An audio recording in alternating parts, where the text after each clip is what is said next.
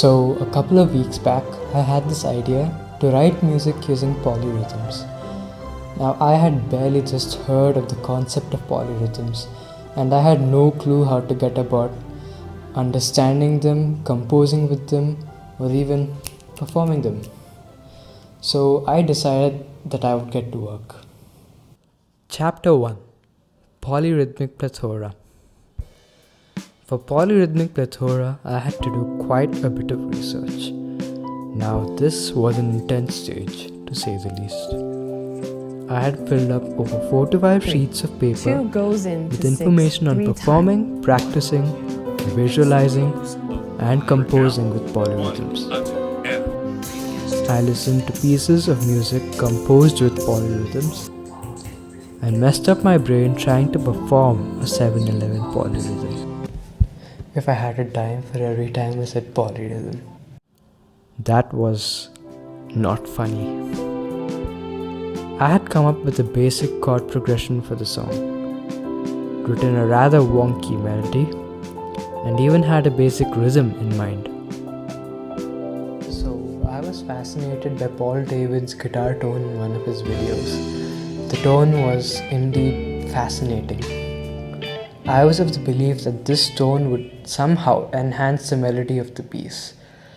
So a short YouTube video later, I decided to go for it. And that's when everything went downhill. Chapter 2: When Everything Went Downhill. Believe it or not, I had spent 3 whole days trying to achieve that sparkling crystal-like tone. And as if that wasn't frustrating enough, I realized that I had spent over 3 weeks on this one piece, which only had a chord progression, barely even a melody. I had spent hours and hours on this one piece, neglecting my sleep, my relaxation, and my workouts. I had spent quite a bit of time on this one piece, delaying its release for over a month, and it was far from taking shape in any way. I was tired, deflated, and irritated, to say the least. I had entered the murky depths of burnout. With the world now experiencing a burnout pandemic, time for rest and relaxation has taken a flooring hit. Burnout is now synonymous not only to those under the constant pressure of 9 to 5 jobs, but also freelancers, YouTubers, musicians, or pretty much anyone working in any craft or business.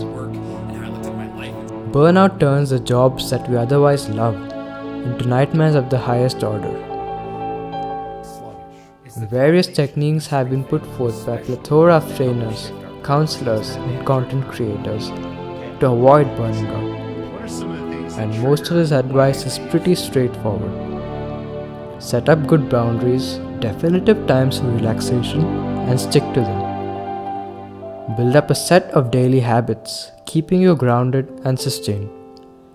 Make sure to take an hour off every day, a day off every week, and you'll be fine. When you have been working hours and hours the whole day, some time off will sustain you. Make sure your output the next day is the best it can be. If your job seems mundane and boring, and when all you want to do is stop replying to mails, shut down that laptop, and then maybe go watch Friends, that is totally fine. But I love my work. I wake up every day excited about music, about practicing every piece thrown at me, recording for my projects, listening to the greatest musicians I know and love. To me, music is much more than just a passion. It has now become my life, infused itself into every other perceivable area. How am I supposed to even fathom taking a break from it?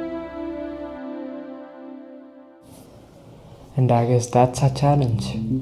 Learning to stop the grind before our lives become a grind.